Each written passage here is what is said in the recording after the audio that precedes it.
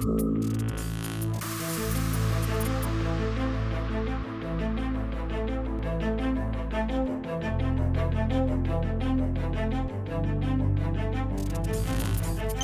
and thanks for watching this message video. And don't forget to go through the life lesson that goes with it. And for those who can't make a Sunday, don't forget that there's a podcast of that sermon that goes along with this message video and life lesson. Today we're continuing on in our series called What the What, where we're looking at different stories in the Bible and learning that we can trust God even when things don't make sense. And today we're going to be looking at the story of Samuel and Saul, and then on Sunday with David. And in this story, there are a lot of what the what moments for everybody, including God.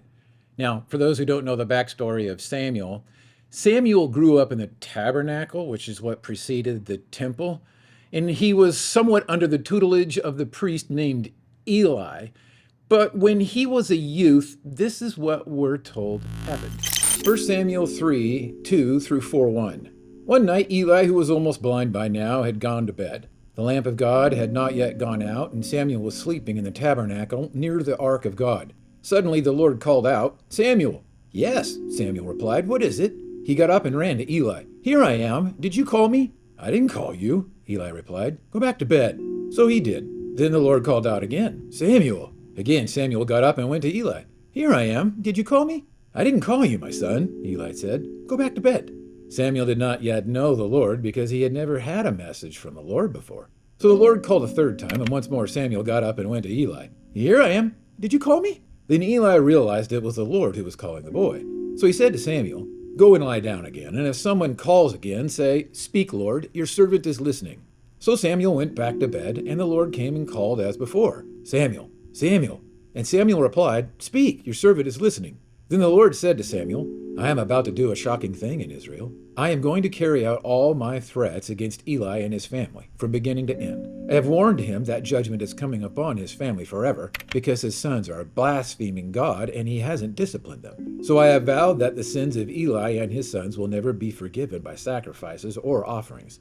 Samuel stayed in bed until morning, then got up and opened the doors of the tabernacle as usual. He was afraid to tell Eli what the Lord had said to him. But Eli called out to him, "Samuel, my son." "Here I am," Samuel replied.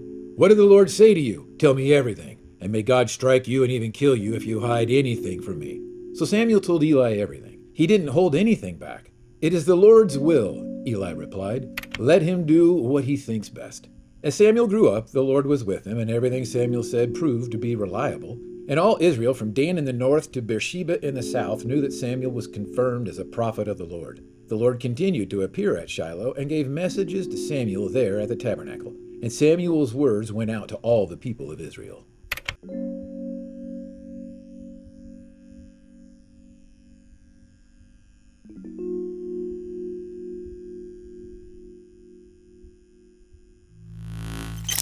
Eli was like a father to Samuel, yet God ultimately wanted Samuel to confront Eli with the uncensored truth. And similarly, God doesn't want us to hold back when it comes to confronting anyone with the truth, just because we think it might hurt them.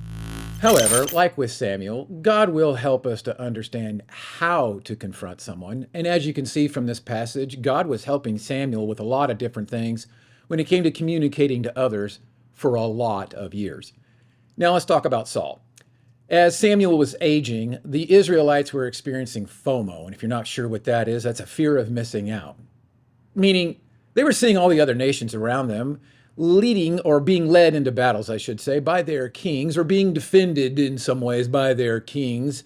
And so they were thinking they needed a king. And this upset Samuel because it felt like, well, he was being replaced by them. And so look at what it is that he did, and then what God did. 1 Samuel 8:6 through 9. Samuel was displeased with their request and went to the Lord for guidance. "Do everything they say to you," the Lord replied, "for they are rejecting me, not you. They don't want me to be their king any longer. Ever since I brought them from Egypt, they have continually abandoned me and followed other gods, and now they are giving you the same treatment. Do as they ask, but solemnly warn them about the way a king will reign over them."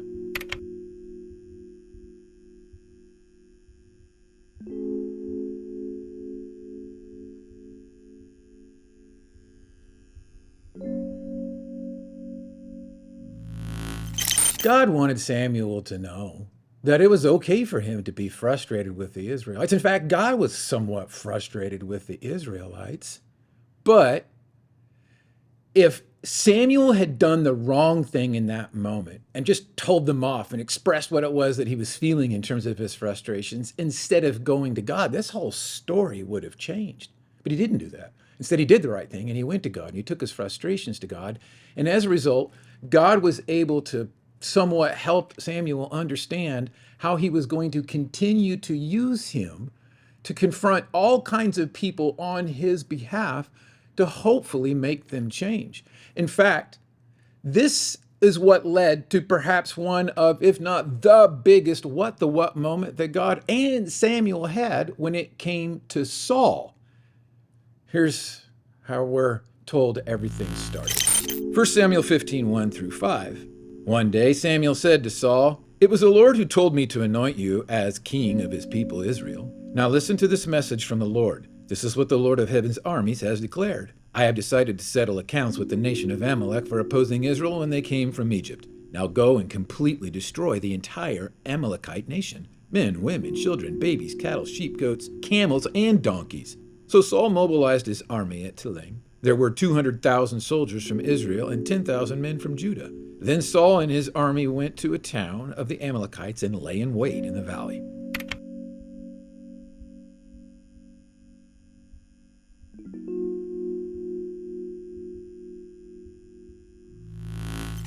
Although we're not told why God wanted to use Saul and these armies to execute his judgment against the Amalekites instead of just taking matters into his own hands, like, say, for instance, with Sodom and Gomorrah. But perhaps part of the reason why is because he was testing Saul to see if he would follow through on this command to do exactly what it is that he asked, which is to devote everything or to destroy everything in the name of the Lord. But Saul didn't do that. In fact, this is what we're told he did. 1 Samuel 15, 7 through 9. Then Saul slaughtered the Amalekites from Havilah all the way to Shur, east of Egypt. He captured Agag, the Amalekite king, but completely destroyed everyone else. Saul and his men spared Agag's life and kept the best of the sheep and goats, the cattle, the fat calves, and the lambs. Everything, in fact, that appealed to them. They destroyed only what was worthless or of poor quality.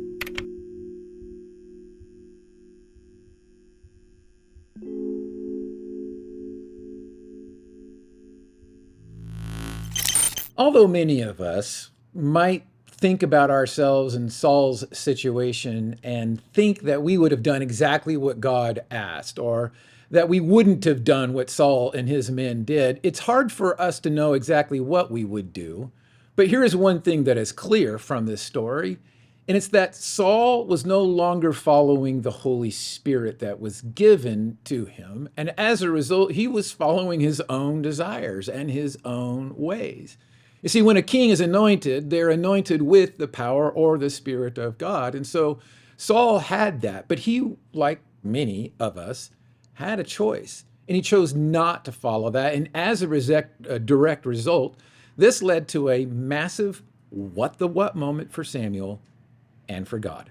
Here's what we're told happened next. 1 Samuel 15, 10 through 29. Then the Lord said to Samuel, "I am sorry that I ever made Saul king, for he has not been loyal to me and has refused to obey my command." Samuel was so deeply moved when he heard this that he cried out to the Lord all night. Early the next morning, Samuel went to find Saul. Someone told him, Saul went to the town of Carmel to set up a monument to himself. Then he went on to Gilgal. When Samuel finally found him, Saul greeted him cheerfully. "May the Lord bless you," he said. "I have carried out the Lord's command." "Then what is all the bleating of sheep and goats and the lowing of cattle I hear?" Samuel demanded. "It's true that the army spared the best of the sheep, goats, and cattle," Saul admitted, "but they are going to sacrifice them to the Lord your God. We have destroyed everything else." Then Samuel said to Saul, "Stop. Listen to what the Lord told me last night." "What did he tell you?" Saul asked. And Samuel told him, "Although you may think little of yourself, are you not the leader of the tribes of Israel? The Lord has anointed you king of Israel,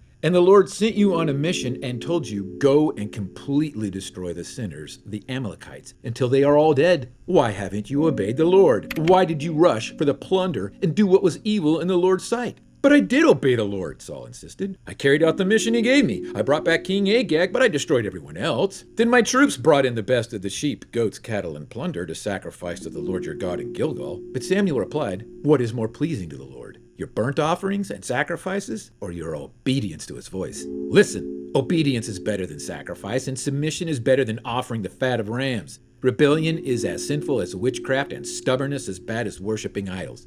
So, because you have rejected the command of the Lord, he has rejected you as king. Then Saul admitted to Samuel, yes, I have sinned. I have disobeyed your instructions and the Lord's command, for I was afraid of the people and did what they commanded. But now please forgive my sin and come back with me so that I may worship the Lord. But Samuel replied, I will not go back with you. Since you have rejected the Lord's command, he has rejected you as king of Israel. As Samuel turned to go, Saul tried to hold him back and tore the hem of his robe. And Samuel said to him, the Lord has torn the kingdom of Israel from you today and has given it to someone else, one who is better than you. And he who is the glory of Israel will not lie, nor will he change his mind, for he is not human that he should change his mind.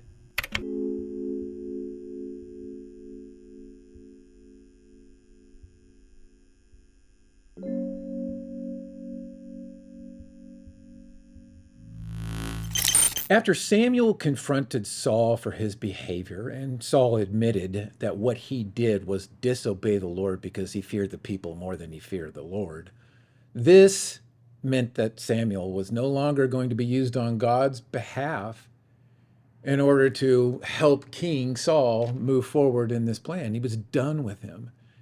And so there's a part of this story that we can learn a lesson from, in that there have always been serious consequences for any leader who deliberately disobeys God and then tries to appease him through worship. And because all of us are leaders to some extent, we need to remain obedient to God's commands, even when they don't make sense, or even when we are tempted to maybe move down a different path. We, as leaders, need to pay attention to the spirit-powered motivations, in other words, which is what I'm going to be talking about on Sunday as we discuss more of the what moments that Samuel, Saul, and David had. And I hope that you can join us.